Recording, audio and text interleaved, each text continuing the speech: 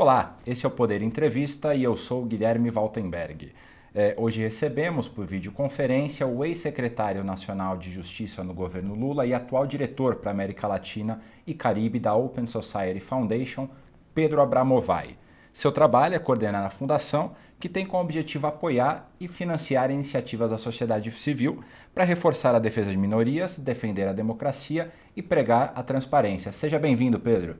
Obrigado, Guilherme. Um prazer estar aqui. Me fala uma coisa, como evitar que opiniões contrárias na pandemia não tenham como vítima a própria verdade? Acho que esse é um grande problema do nosso tempo, né? Acho que não é. Acho que a pandemia ela deixa isso mais aguçado, né? Porque a gente está falando de um momento no qual a ciência tem uma importância muito grande na nossa vida. A gente está acostumado, a ciência tem uma importância enorme na nossa vida o tempo inteiro, mas a gente não está acostumado em perceber isso. Isso é muito concreto, né? As pessoas morrem, né? As pessoas estão indo para o hospital. A gente está vendo a calamidade que é você ouvir ou não ouvir a ciência. Então, acho que isso está dando essa clareza para as pessoas de algo que já é comum, absolutamente corriqueiro, né? Quando a gente pega o tema climático, por exemplo, quer dizer, aquecimento global, etc., onde a gente vê o negacionismo querendo dizer, olha, o mundo, isso não é verdade, que existe aquecimento global, que isso é um risco, que o ser humano está fazendo. É verdade, está acontecendo. Então, como que a gente separa opiniões diferentes, que são inerentes à democracia, que a gente possa ter opinião diferente, debate, daquilo que é o que a ciência promove, né, e tem que oferecer para a democracia, para os políticos poderem tomar decisão e etc. Então, acho que uma das coisas fundamentais que a gente tem visto hoje é, de um lado, quer dizer, o papel que a imprensa vem fazendo, então a imprensa livre, ouvindo os especialistas, dando voz, né, e trazendo isso é muito importante. Mas um dos maiores medos que a gente tem hoje é perceber que uma parte grande da população não se informa mais pela imprensa, né? Ela se informa por grupos fechados, WhatsApp, etc. E aí a gente não consegue, às vezes tem uma informação errada ali, ninguém consegue contrapor, né? Ninguém consegue, como na democracia você deveria poder falar, olha, isso está errado, tem esse argumento científico, confere lá e tal. Nesses canais fechados que o WhatsApp cria para e a gente muitas vezes perde um pouco a capacidade de olhar e de perceber que uma mentira é uma mentira. Então, acho que o que a pandemia está trazendo para a gente é agudizando algo que é muito grave que tem acontecido, que são as pessoas falarem nesses túneis, nessas cabines, nessas bolhas fechadas, e aí perderem a possibilidade de ouvir de verdade o outro argumento e perceber, né, o que a ciência tem falado, como que a gente pode tomar as decisões. E nesse papel, aí nesse contexto, né, qual que é o papel da sociedade civil para garantir, primeiro, a manutenção de direitos e também para evitar descuidos no meio da pandemia? É enorme. É enorme justamente, acho que de várias maneiras. Primeiro, porque a sociedade civil acho que tem uma capacidade de oferecer caminhos, apontar, dizer se o governo está fazendo coisa certa ou errada. Quem tem independência para fazer isso é a sociedade civil. A gente não pode nunca se informar só pelo governo, né? A gente tem que confiar no governo, etc. Mas quem vai controlar o governo em qualquer lugar do mundo é a sociedade civil. Então, de um lado, acho que tem esse papel. Do outro lado, a sociedade civil tem conseguido fazer a generosidade das pessoas chegar onde ela tem que chegar, né? Então, a gente viu esse tsunami de doações que aconteceu durante a pandemia, cestas básicas, equipamentos médicos para os lugares que mais precisavam. E quem fez isso chegar onde tinha que chegar foi a sociedade civil, que eu acho que sai justamente fortalecida desse processo, porque as pessoas percebem que quem está nos territórios, trabalhando, olhando para as pessoas, muitas vezes, são essas organizações. Por exemplo, a gente apoia muitas organizações que estão há muitos anos falando e apontando o tema da violência policial. Esse é um tema duro, é um tema difícil, né? Quando a gente vê que a polícia está matando mais e nas favelas, e, né, como isso impacta as pessoas. E muitas vezes as pessoas não querem ouvir essas organizações ou acham que essas organizações não têm legitimidade para falar isso. Essas foram as organizações, muitas vezes, pega, por exemplo, uma organização como a Redes da Maré, que está lá na Maré, na favela da Maré, distribuindo, cuidando das pessoas, mobilizando as pessoas para levar equipamentos médicos, cestas básicas, é a mesma organização que aponta, né, o problema da segurança pública lá, que aponta a gravidade das operações policiais que matam tanta gente lá. Então, acho que perceber que essas organizações, quando elas estão acusando, enfrentando o governo, são as mesmas organizações que estão fazendo esse trabalho tão importante. Acho que a pandemia, então, tem como um balanço uma sociedade civil mais forte. E também, acho que vem da sociedade civil a nossa capacidade de imaginar o futuro. Os governos têm tido muito pouca capacidade de oferecer perspectiva.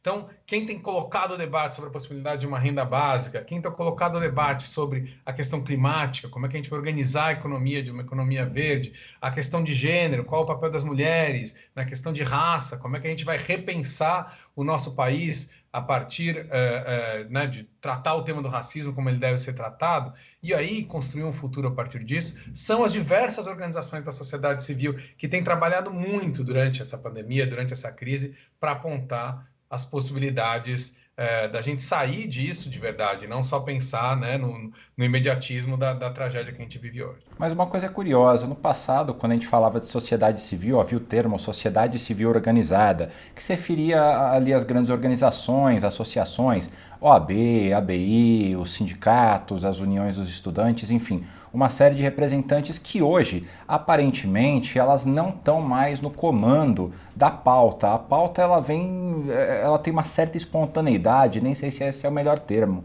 Como é que essa sociedade que não é mais organizada em polos, ela consegue levar adiante um debate em temas tão importantes como renda básica, questão do gênero, questão da divisão econômica entre mais ricos e mais pobres?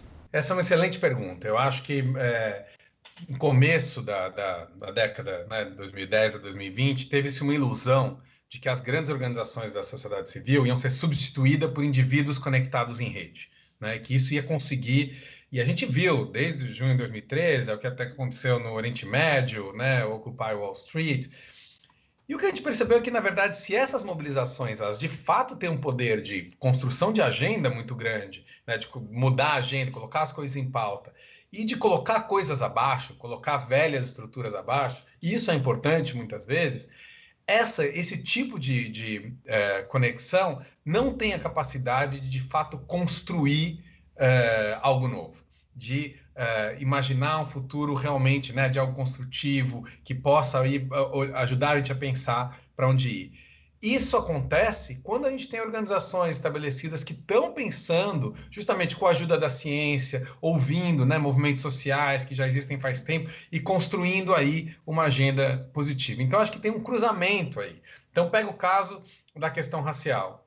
Você, depois que acontece George Floyd nos Estados Unidos, você conseguiu, a partir dessa agenda entrar na pauta, você conseguiu dar voz a uma série de organizações do movimento negro e de movimentos que estavam acontecendo no Brasil, que já existiam, não é que apareceram esse ano. Estavam trabalhando, construindo agenda, pensando quais os temas importantes, que vão da violência policial a como se organiza entregadores de apps, né? São temas importantes. A gente quer discutir racismo no Brasil, tem que passar por tudo isso. Né? Isso estava sendo discutido, mas a agenda ela emerge às vezes dessa maneira um pouco caótica a partir das redes, etc. Mas ela é construída a partir de gente, de pessoas e de organizações que estavam trabalhando esse tema há muito tempo. Renda básica é outro exemplo. Existe a Associação Brasileira de Renda Básica que estava com o tema aí há um tempão e de repente a crise, né, dá oportunidade para que ela seja ouvida, que isso seja trabalhado. O tema das mulheres é a mesma coisa, quer dizer, qual é a agenda para as mulheres? Isso não é improvisado, né? Por mais que a agenda apareça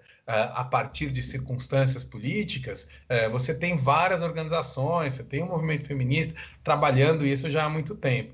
Então, acho que o papel da sociedade civil é um pouco essa fronteira entre a mobilização, que é muito difícil de ser criada do nada, ela às vezes acontece por episódios, por coisas políticas, por coisas que acontecem dentro ou fora do país, com organizações que estão já há muito tempo construindo essa agenda na área da segurança pública, na área da educação, na área da saúde, da agenda racial, da agenda do direito das mulheres, e acho que é a junção disso que permite que a gente possa inventar esse novo futuro.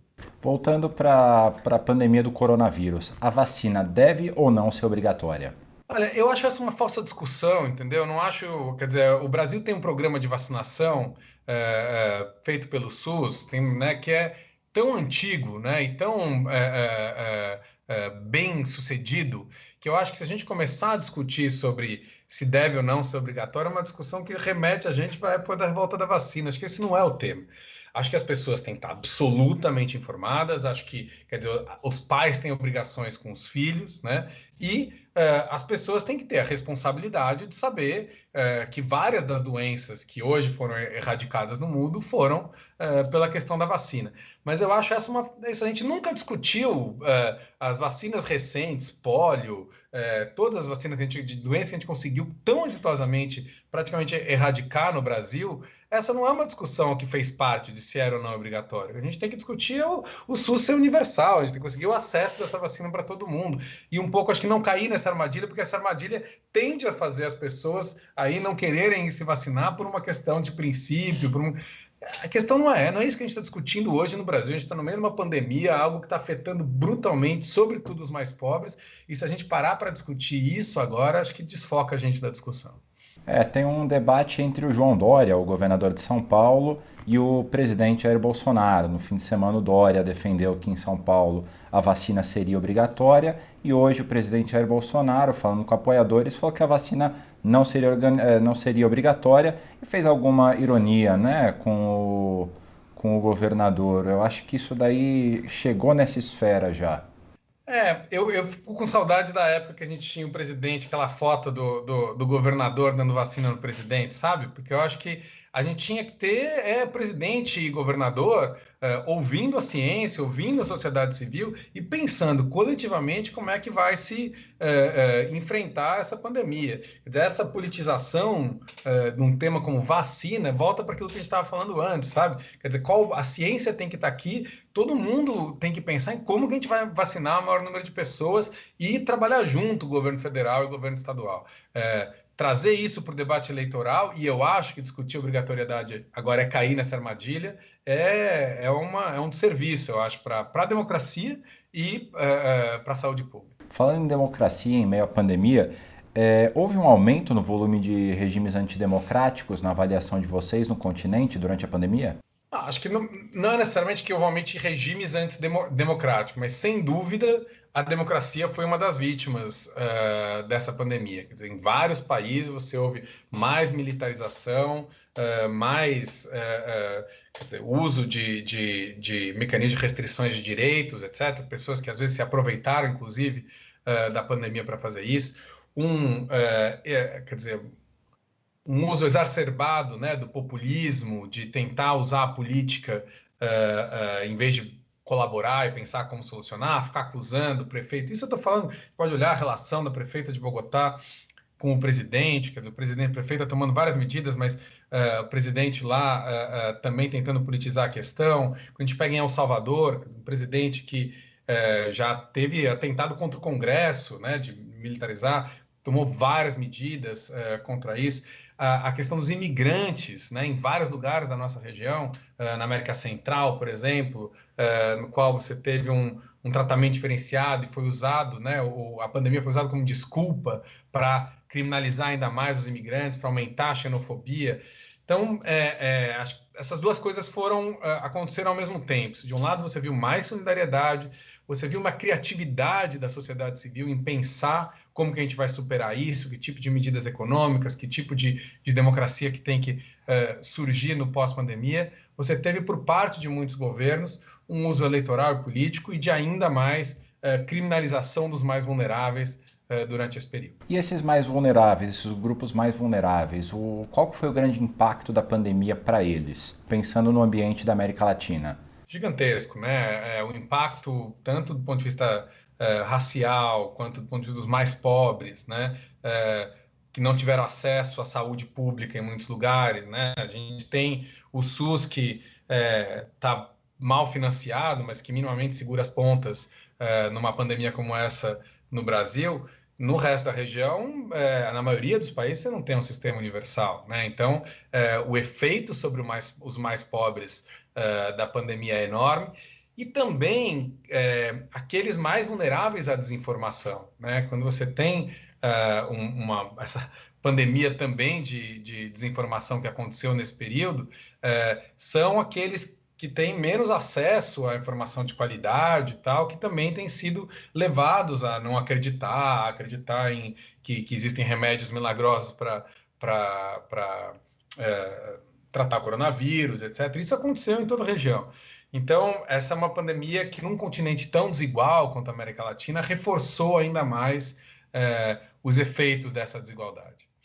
Além, claro, quer dizer, acho que os países onde a economia informal é tão importante como na América Latina, você teve esses setores sofreram muitíssimo, né? Porque o emprego minimamente teve aumento do desemprego, que é gravíssimo, mas as pessoas com emprego formal ainda tiveram algum tipo de ajuda. Em muitos países que não tiveram o tipo de auxílio que teve no Brasil, o trabalhador informal sofreu de maneira brutal. O que aconteceu no Peru, na economia do Peru, teve uma queda muito maior do que a do Brasil, afetando, sobretudo, a economia informal. Então, isso a gente vê de maneira muito dura. Mas, como eu disse, sempre você também percebe coisas interessantes. Eu acho que um tema novo que aparece com força agora no debate aqui na região é o tema que está sendo chamado de economia do cuidado, né? Ou seja, olhar para as mulheres, qual o papel das mulheres, do cuidado sobre os mais velhos, do cuidado das crianças,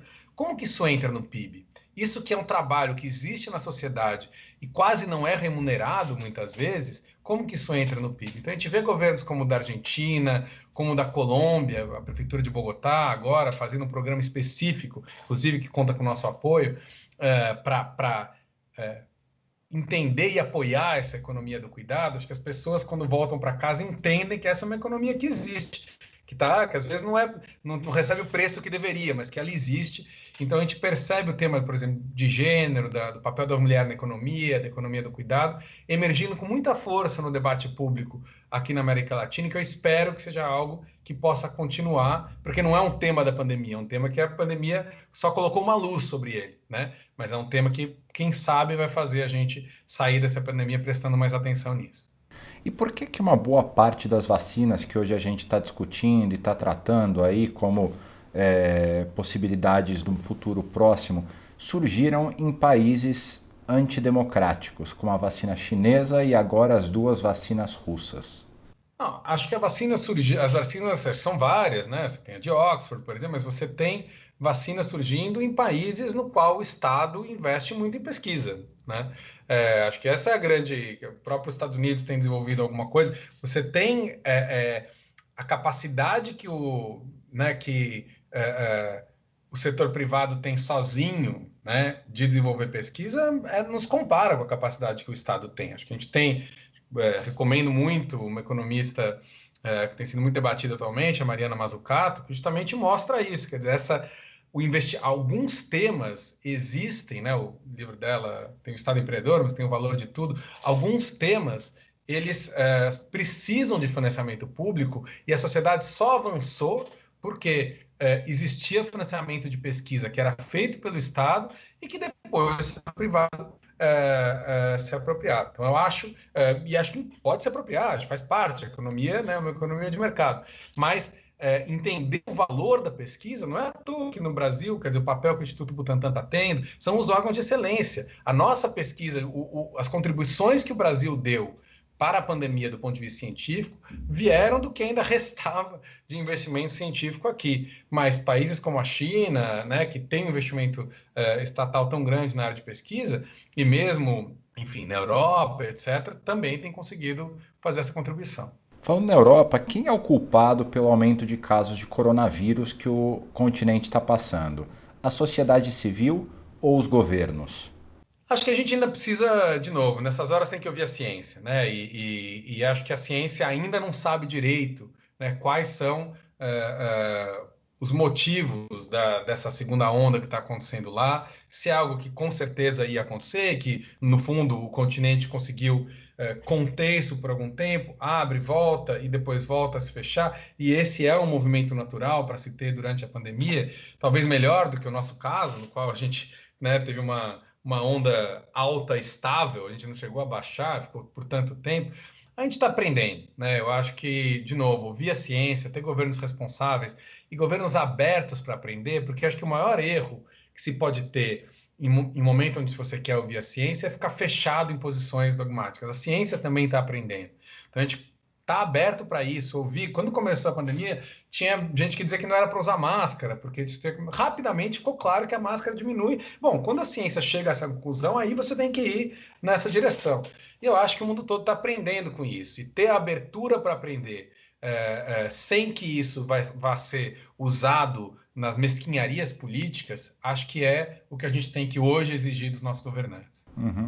A Open Society Foundation, né, patrocina uma série de iniciativas, né, da sociedade civil. Recentemente vocês dedicaram um valor de 3 milhões de dólares para um conjunto de ações e 15 milhões de dólares para o combate à pandemia. Como é que está sendo feito esse investimento? Em que pé que está essas duas iniciativas? A iniciativa de 3 milhões de dólares é uma iniciativa em conjunto com outras fundações, como a Fundação Avisa, a Fundação Luminate, que justamente procura, a gente está atrás de inovações na cidadania na América Latina, né? Então, é uma chamada pública que está aberta, chamada Pulsante, que quer olhar o que tem surgido de novo na cidadania, nas organizações da sociedade civil, seja para buscar mais transparência e combate à corrupção, mais e melhor participação política, participação de mulheres negros e indígenas na política. Então, essa é uma iniciativa que é uma chamada pública que está aberta, chamada Pulsante, que a gente está muito animado com as possibilidades dela. Mas, além disso, claro, além dos temas que a gente, em geral, trabalha aqui na região, como segurança pública, combate à corrupção, democracia, direitos humanos e o tema climático, durante a pandemia foi um momento de parar e falar como que a gente ajuda a América Latina. E aí a gente decidiu dar, além do nosso trabalho regular, um apoio de 15 milhões de dólares, que foi, de um lado, para apoiar alguns governos que têm feito um trabalho importante de humanitário, como o caso da Cidade do México, Bogotá. Aqui no Brasil, a gente resolveu olhar para a região amazônica, que foi muito afetada, então trabalhou junto com o governo do Pará e com o governo do Maranhão. E aí, claro, para apoio que vai desde economia local, costureiras, né, cooperativas, até também, enfim, moradores de rua, né, muitas dessas áreas de coisas que às vezes para o governo ter uma reação mais rápida é mais difícil, e a gente conseguiu atuar em conjunto com o governo.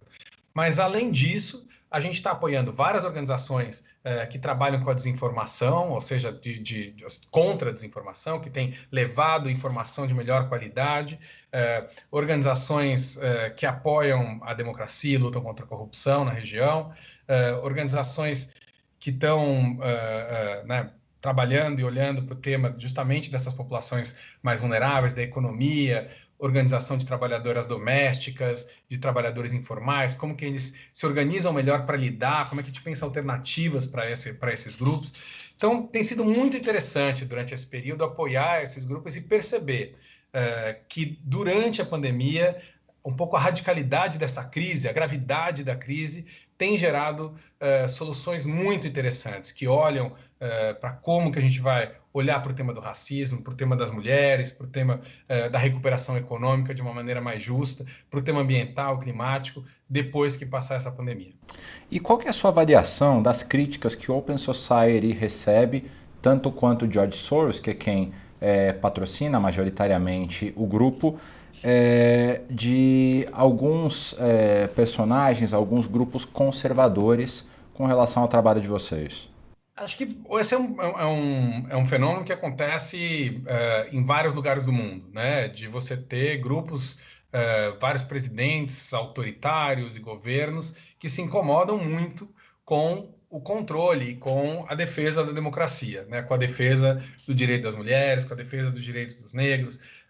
Isso acontece, eu acho que isso faz parte. Quando a gente trabalha em temas que são temas de fronteira, temas de pensar justamente sobre o futuro, se a gente não estiver incomodando quem quer manter as coisas como elas são, tem alguma coisa errada com o trabalho que a gente está fazendo. Então, a gente sabe que um dos custos de trabalhar para a defesa desses direitos, para a defesa da democracia, na luta contra a corrupção e na luta contra o autoritarismo no mundo inteiro, vai trazer inimigos. Mas acho que esses são... Acho que, de um lado, claro, a gente tem que fazer um papel de explicar o nosso trabalho, mostrar o que a gente está fazendo, mostrar... E que nunca é algo... Não é algo que a gente faça diretamente. A gente está apoiando organizações de cada país, organizações que existem, que têm vínculos com as comunidades locais, né?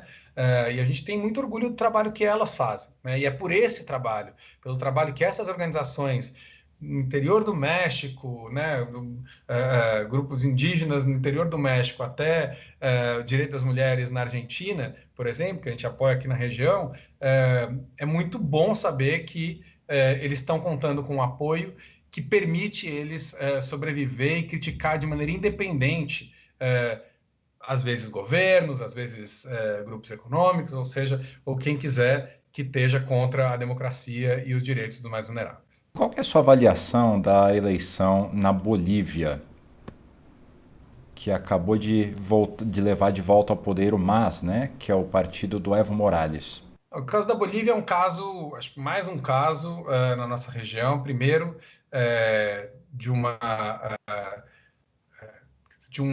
uso, e evidentemente, acho que é preciso reconhecer que se Evo Morales fez o que é chamado de hardball constitucional, ou seja, fez com a sua tentativa de reeleição, acho que foi algo que também enfraquecia a democracia da Bolívia naquele momento.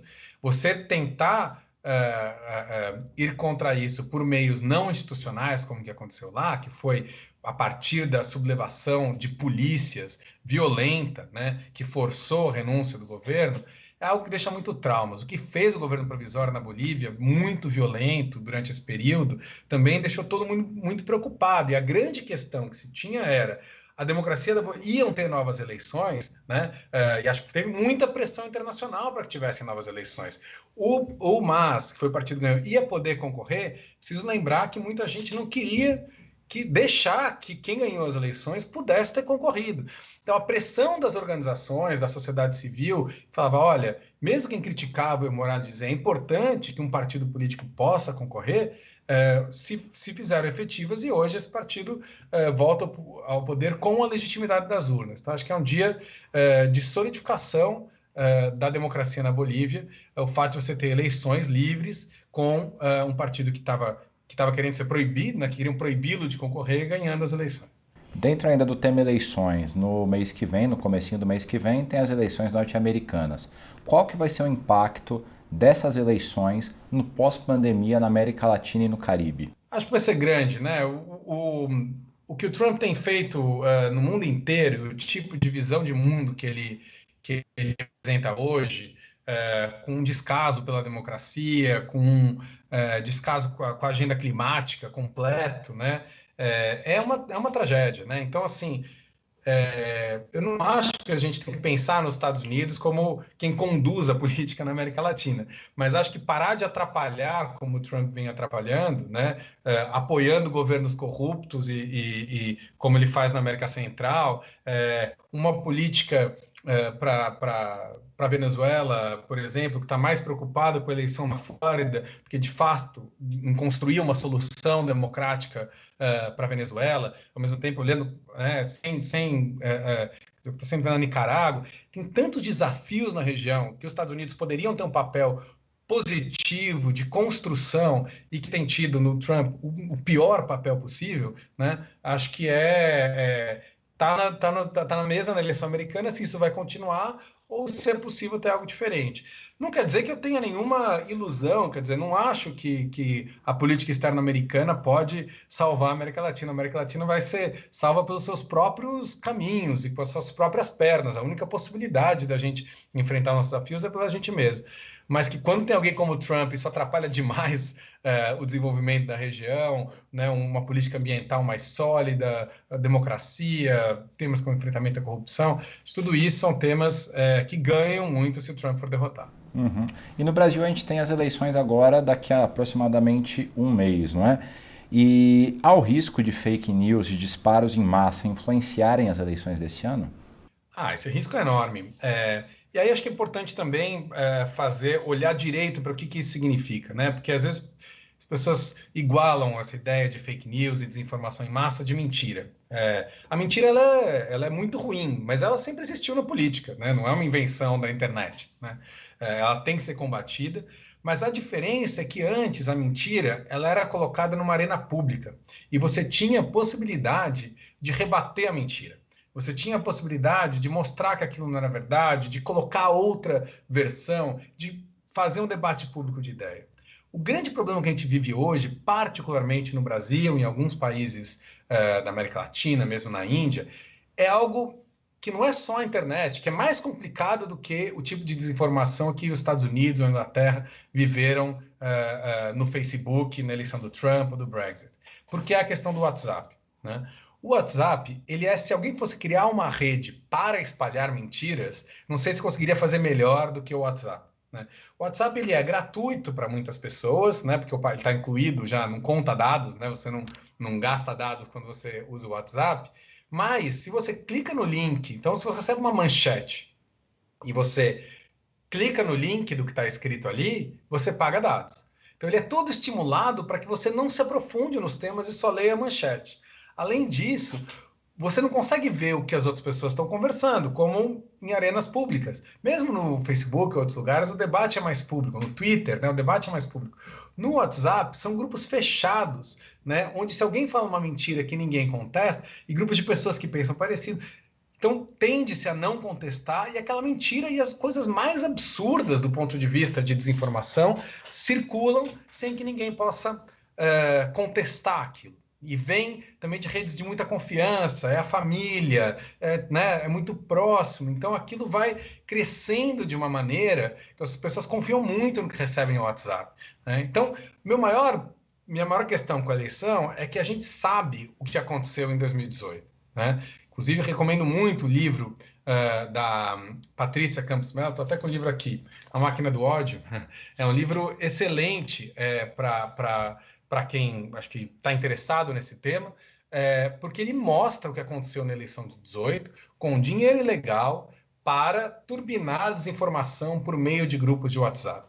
Existe um processo sobre isso no TSE, né, que está analisando, só que esse processo não sancionou ninguém, né, as empresas estão funcionando, ele não está caminhando com a gravidade do que ele representou para aquelas eleições. O que isso faz é encorajar para que a mesma coisa se repita agora. Então é importante ver que o TSE, claro, está tendo medidas preventivas que não teve em 2018, isso é muito bom, conversando, dialogando com a sociedade civil e com as próprias plataformas para ter algo mais rigoroso, mas o uso de bancos de dados, de empresas, né, com os dados das pessoas, para que você possa disparar o WhatsApp em massa, né? Quem leu também o livro do Jairo Nicolau, recentemente, Brasil Vira Direita, mostra o efeito que isso teve, não apenas na eleição do presidente, mas em elevar candidatos como Wilson Witzel no Rio, como Zema, né? O WhatsApp, na reta final, foi com muito dinheiro, com muito impulsionamento, chegou a levantar o nome de candidatos que eram desconhecidos e que não foram contestados. Quer dizer, o Rio de Janeiro viveu essa tragédia. Você tinha uma pessoa que a gente hoje sabe que é corrupto, que era uma pessoa claramente inepta para governar o Rio de Janeiro, e ele não teve debate sobre ele, né? O desconhecido surgiu porque ele surge nessas entranhas secretas que o WhatsApp cria na nossa democracia. Então, o medo que eu tenho para a eleição de 2020 não é da mentira só. A mentira ela precisa ser combatida. Mas é que a gente não debata. E aí, por isso, por exemplo, o tema de não ter debate na televisão é outra tragédia, né? Que a gente não conheça as pessoas que a gente vai eleger, né? Que isso apareça na última hora e repita o que a gente está vendo, o que o Rio de Janeiro viveu, por exemplo, nesses anos, que foi, né, um caos tanto na segurança pública, né, quanto do ponto de vista da corrupção e da saúde, como o caso do Witzel. Então, acho que essa, para mim, é a grande preocupação, que a gente tenha eleições na qual a gente possa debater os candidatos, debater as ideias e não escondê-las nesses canais fechados do WhatsApp. E existe uma vacina contra as fake news? Olha, eu acho que a primeira, assim, claro que né, imprensa forte, imprensa livre, é a primeira coisa importante, né? Mas você tem um problema aí de estrutura, de infraestrutura, que eu acho que, de um lado, claro, tem que vir das próprias plataformas, que vão ter que conseguir controlar melhor, elas têm uma responsabilidade, né? Acho também que a gente tem hoje um problema de concentração, ou seja, mesmo do ponto de vista do direito concorrencial, o fato de existir, né, um Facebook, de ser dono do WhatsApp e do Instagram, ser tão poucas plataformas que controlam, detêm essa informação, sabem como isso se movimenta e o resto da sociedade não consegue acessar isso, né? É difícil construir essa vacina num setor tão concentrado. Então, acho que esse é um debate que não é só brasileiro, é um debate global que precisa se fazer, da desconcentração desse setor, de você não pode ter tanto poder na mão de empresas que, no fundo, hoje têm um poder sobre a democracia, né? Então, acho que, claro que a gente precisa. Então, eu quero dizer assim: tem muitas formas de combater essas fake news. Imprensa livre, ensinar as pessoas que você não pode acreditar em qualquer coisa que aparece no WhatsApp, né? Tudo isso é importante, mas não acho que vai ter o tamanho disso para a democracia hoje. É algo que tem que ir além. E a gente tem que olhar para o poder dessas empresas. E não estou falando nada, né? Não estou propondo nenhuma medida que foge das medidas mais, digamos assim, do direito de livre mercado, né? Que pressupõe que não haja empresas monopolísticas como a gente tem nesse setor. É muito perigoso. Quer dizer, o poder que essas empresas têm hoje sobre a democracia, sobre a liberdade de expressão, sobre a maneira como as pessoas se relacionam, como se constroem o debate democrático no mundo, é grande demais. Enquanto a gente não aplicar o direito da concorrência, criar e conseguir ter mais disputa para mais empresas, mais espaços para isso, acho difícil que a gente tenha uma infraestrutura que, de fato, ajude a gente a reorganizar. Acho também que a gente precisa olhar, quer dizer, a internet, ela inspirou muita gente, né? E durante muito tempo ela representava algo positivo, né? Para a democracia. A capacidade das pessoas conversarem com quem elas não conversavam antes, vozes que não eram ouvidas conseguirem ser ouvidas. Então a gente não pode perder isso. Eu acho que isso é muito positivo. O debate hoje é como que a gente reorganiza e cria estruturas né, da rede que não sejam só para esconder, que sejam muito mais para agregar, que não sejam para separar, que sejam para polarizar, que sejam para a gente poder voltar como sociedade, né, se imaginar um futuro conjunto, imaginar quais as melhores possibilidades para cada um dos nossos povos. E qual a sua avaliação do projeto de regulamentação das redes sociais que está no Congresso hoje? O PL chamado PL das fake news, né? Isso. Eu acho que a versão inicial era muito ruim, né? Porque a gente não pode de jeito nenhum ter uma visão, né, de limitação da liberdade de expressão, de um lado, e do outro, a gente não pode achar que é criminalizando ali na ponta, entendeu? Aquela pessoa, o tio do WhatsApp, a tia do WhatsApp, né, que compartilhou algo que recebeu, que é isso que vai fazer com que a gente resolva a questão do WhatsApp. É uma questão muito mais estrutural. Eu acho que o projeto avançou muito. A última versão dele está muito melhor nesse sentido, de olhar mais para as empresas do que para o usuário, de exigir que as empresas tenham uma responsabilidade nesse tipo de controle. Agora, mais uma vez, eu acho que ainda assim, por mais que acho que haja avanços importantes, acho que enquanto não tiver um debate, que aí é um debate mais internacional do que só brasileiro, sobre a concentração de poder na mão de tão poucas empresas, sobre a capacidade das pessoas se comunicarem, acho que as medidas que acontecerem vão ser paliativas, né? Acho que a gente precisa ter um debate mais profundo do que esse do PL das fake news, apesar de alguns avanços, como, por exemplo, as restrições de mensagem durante as eleições, coisas que a gente também tem visto nos Estados Unidos atualmente. Pedro, nosso tempo agora se encerrou. Eu queria te agradecer bastante por essa entrevista aqui para o nosso quadro Poder Entrevista, sobre os desafios do coronavírus e também como combater as fake news nesse ambiente polarizado. E eu que agradeço, Guilherme. Foi um prazer conversar. Obrigado por ter assistido a mais uma entrevista aqui do Poder Entrevista e não se esqueça de se inscrever no nosso canal e de ativar o sininho para sempre que a gente tiver uma nova entrevista você poder acompanhar.